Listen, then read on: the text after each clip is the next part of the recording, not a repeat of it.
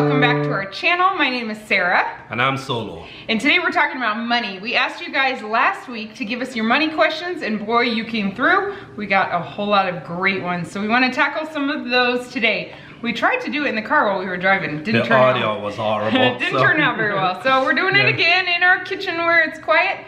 Little ones are napping, big ones are doing school, so we're gonna try to pound this out real quick. Great. I'm not sure we're gonna be able to go through all of them because I'm not Sarah. She's the one who commits to all the questions. I'm not committed to this. Not so today. Not we'll just find a few. Hopefully, if you have a question there and that doesn't get answered, or maybe will be answered through someone else's question. So I hope we'll kind of get some of the general questions covered. Okay, so the first one is Caitlin Murphy asked, how do you create a budget when your pay is not steady? Look, taking that statement, I will look at what you can realistically make a year. Go at what you made maybe the previous 2 or 3 years on an average, and make your budget based on that figure. Then what the second step I would take is making a monthly expression of all expenses. So then you can decide what your targets are, if you want to keep spending the same amount of money or less in any given category. From there on, what I would do basically is, that there are times you're going to make a lot more money. You still spend what you have budgeted to spend. What I've found many times with people on your boat where maybe your income is not consistent is that they tend to spend way more when they have more money, and they figure out how to kind of survive when they don't have money. But sometimes it can lead to actually expenditure because you kind of go crazy when you have a lot. So kind of take what you generally make divided by 12. And that's your general budget. Your general monthly budget, And that way you can still keep saving most months and all of that. Exactly. That's basically how we've had to do it for a long time. And we just haven't had to go back and look before because we've been doing it for a long time. But if you're just starting, that's how you would do it. Claire asked, I have around $2,500 of US savings bonds I inherited that are about to become mature. What's a nice, safe way you can invest smaller amounts of money so it will grow? That's the good old US bonds. I mean, there are times that they used to grow into something, but it depends. I guess it just really depends with how long you want to keep it. If you can risk the money a little bit, I'll go with mutual funds. Right now you can't really go too much wrong. If it's money that you're gonna need to pay for kids' school or something, but I might go something more conservative than that. Good. Seth1066 says, how do you deal when one partner is more comfortable with risk than the other as far as investments go? By the way, I think generally one partner is always a little more comfortable with risk than the other because it's rare for both of them to be the same, I think. But right, and it's actually good when you have opposites a little bit. It's just a matter, it comes down to communication and just really convincing each other that you're on the same team, not against each other. And what I would say in a case like that, let's say, for example, let me use an example to answer that question. Let's say you have $50,000 to invest, I would split it in half. 25,000 you let the more risky spouse go for it, and then 25% go to the more conservative spouse, decide on what it's invested, and so then the two of you can win-win depending. So your both instincts are not, one is not right over the other, but the balance of the both is good.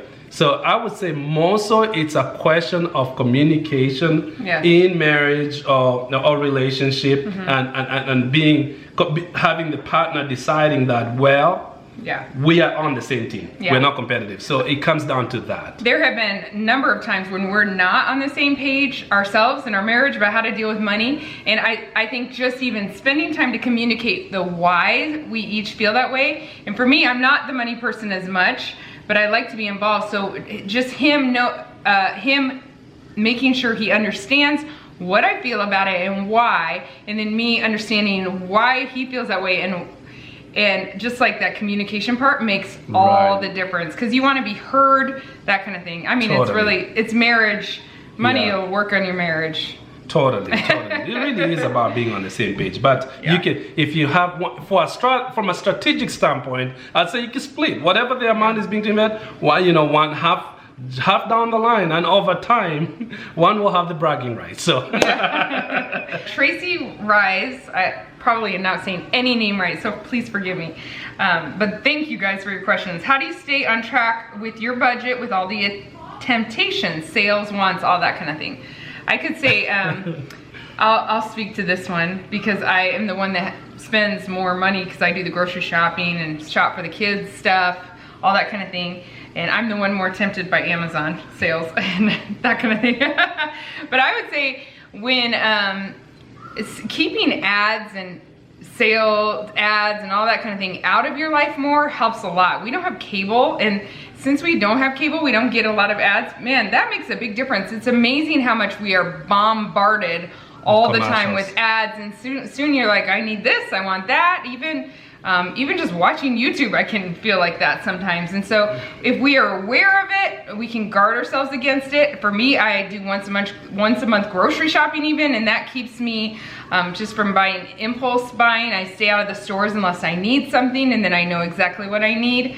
And if it's something that you get a lot of fun out in your life, if it's a good part of your life, I would say budget an amount for your life for going out shopping. And then when you go out shopping, leave your debit card, your credit cards at home, and just take the exact amount that you have on your budget, so you can kind of feel like you're living freely, but yet I call it freedom within boundaries. So set the boundaries. So and reminding yourself that your closet's probably full of things you got on sale that you don't really love too. I know sometimes that works for me, is just remembering, like if I'm constantly purging things out of my home that I don't need and don't love, it reminds me all the time that maybe I purchased this because it was on sale and it looked like a great deal, but not because I really needed or loved it. So just remembering that, posting it on your wall, your mirror, whatever. How do you feel about, this is Hannah J. How do you feel about student loans? I consolidated at 2.75% years ago, and it feels like I should pay more towards my other debts. My mortgage is 5.4%. That's a good question. The only way I can answer that question completely is knowing the balances, but I'll answer it very generally. If your student loan balance is a little bit lower, I'd still pay it off. I know it makes financial sense to pay the high interest rate first. But if the balance is considerably lower, I would just go ahead and get rid of the debt. The student loans that can be achievable. Never undermine the power of a win. So if you get that, and you can redirect your payments that you're paying on the student loans back to the mortgage. Now, if the balance are close, I don't know if it's grad school education where you have a huge balance, then you can look at reducing your mortgage. But without full information, I can't quite answer it, but balance won't matter. Yes. Our pressure cooker's going over here, and I really hope you don't hear the little bubbles that are bubbling up. Can we turn it off? I don't know. It's like in the middle of cooking beans. I think it would ruin my beans. Oh well. What are good ways? Sandra Toro asked, what are good ways to have fun family outing for cheap? Wow. This is one I can answer. You can. I can drink my coffee in the meantime. You know, I think planning ahead and having a list somehow, a jar full of ideas, a list of ideas, whatever. For us, it would be, if that was our goal, sitting down and having a family dinner conversation about it. Hey, what could we do for fun? Let's make a list of things, because if you're just have a day off, you find yourself with time and you want to go have fun, it is impossible to think of cheap or free things to do. It's impossible. But thinking ahead, planning it out, having the kids get involved helps a lot. This week we are going to be writing our holiday or Christmas bucket list. We did it last year. It was really fun. We put it on the wall. We did all the things. And this year we already have challenged ourselves to write one that is free, all things free. And so we're gonna sit down and do that together. You'll probably see that in a video next week, but that's just one way for us to plan ahead. I realized that planning ahead activities made us do more fun things, and we really appreciated it, but a number of the things cost money that we didn't want to spend at that time. So I think it'll be a great idea to just put things down and challenge ourselves. And get the kids involved. Yeah, and when you make it a fun challenge, then everybody's kind of on board with it. I already have the kids writing down lists of things, and I even mentioned to a friend friend of mine, and she sent me a whole list of awesome ideas too. So it's amazing when you think ahead what you can come up with. That's true. Tia Cohen's asked, how do you live on Social Security disability when rent takes most of it? Oh my goodness, That's that is a hard one, because then you're on a fixed income.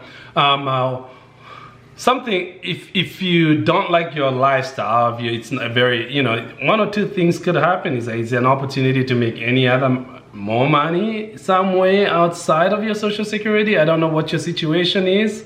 Or could the rent be a little bit cheaper? Sometimes you just either need a little bit more money or anything. So I don't think I can quite answer that without knowing all the details and what it is that you're desiring to do that you're incapable of. And so then you could consider, because sometimes there are other sources of income that you don't actually have to leave the house for. And could you find something like that in your area? Or if you're desiring to have more income, then you can start looking at it. Is my problem an income problem or an expense problem? It almost sounds like it's an income problem. So that's a hard one. Yeah, so your priorities in life, what's important to you, would really determine what you do next. Yeah. And even if there's a way you could have a roommate or thinking outside the box that way, we don't know your situation, but to really challenge yourself to think, okay, is there any other solution here to help upset that balance a little so it's more in your favor? Yeah. Okay. Candy Code asks, should people invest in stocks, and what's the best way to grow money? Well, I think so. Again, circumstances is everything. Where you're at is everything. I think if you have money to invest in the stock market, especially the last few years, people have made a lot of money in the stock market. And so, but I would definitely not put your family on the line to invest in the stock market. And so basically, I would say it's play safe money, money that would not necessarily alter your life greatly if you had to lose it all. There's always a disclosure on the bottom that you could lose all the money, not to make decisions on fear, but rather to actually just be smart about it. So if you are in a position where you can, I don't see why you shouldn't, because you could multiply your money quite a bit. There's money to be made. Yes.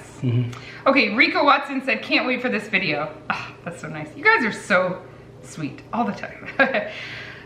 Boof said, what does Solo do for a living? Full-time, I'm a pastor. Part-time gig, I'm a financial advisor. Yeah. And those roles were the opposite about 5 years ago. Full-time financial advisor, part-time pastor. So you get the picture. Yeah. Charles and Renee Penzian said, when attempting to pay off debts with the waterfall method or Dave Ramsey, how should we decide what order to pay things off? Is it only based on interest rate or other factors? I think Dave Ramsey's plan is actually based on balance. You can correct me if I'm wrong, but I think he recommends no matter what the interest rate that you pay the very smallest balance first so that you have wins, and then you snowball that over to take that whole payment and pay the next smallest balance, just so you're getting a lot of wins quicker and it motivates you. Yeah, and I think depending on what the balances are also, I think you can go, I would say, a little bit of both. So look at the balance. If the differences are not that much in the debts that you're trying to tackle, I would definitely go with the interest rate first. But if there's a significant difference in the balances, so for example, if I have a credit card with $5,000 balance for 20%, and I have another debt that's $3,000 with 10%, I will go with the $5,000 first. So I wouldn't say that you have to follow step by step what Dave Ramsey says. I think every situation is a little bit different, but it gives people sort of a guide to help decide what's important. Yes. She Creates said, how do you break the paycheck to paycheck cycle? I think prioritizing on savings. So no matter what the sacrifice it might take, people have money deducted out of their paycheck all the time, and they learn to live on what they take home, whether that's federal taxes or any other thing, or retirement or whatever. So you can make a determination to start savings, and sometimes you might need a boost, maybe when you have some kind of bonus or tax refund or whatever the case may be, to get your savings. But prioritizing on savings, a percentage of income into savings maybe is where I would say you want to start. It also depends, are you on a budget? Do you live on a monthly budget? Because sometimes you might be surprised. I have met with people over the years, hundreds of people, and I'm not exaggerating, that the moment they start doing a budget, they find that they have all this money and they're no longer living paycheck to paycheck. Yes. Yeah. I think living on a budget and having some savings is the number one thing to not only stop living paycheck to paycheck, but to actually not be in debt and not go into debt. Yeah. And then when those things come up, you're a lot less likely to go into debt when you have savings. Yep. We've had a fluctuating income for a long time, and savings is the number one key. We've made the mistake of not having it, and it puts us right back into debt that we have to climb out of again. It's always savings is the best thing. Savings and a budget. And a budget, both of them, they're equally important. Okay, Ashley, I'm not gonna say your last name. I'll get it wrong. I'm graduating college and about to lose my job. I am going to have a $650 monthly payment for my loans, and it's very scary. How did you guys deal with loan payments or find different ways to unexpected problems? Do you guys have an emergency fund, and how do you suggest to keep in an emergency fund, or how much rather, for 1 or 2 people? Thank you for a great YouTube channel. I always love your videos. Thanks, Ashley. Thanks, Ashley.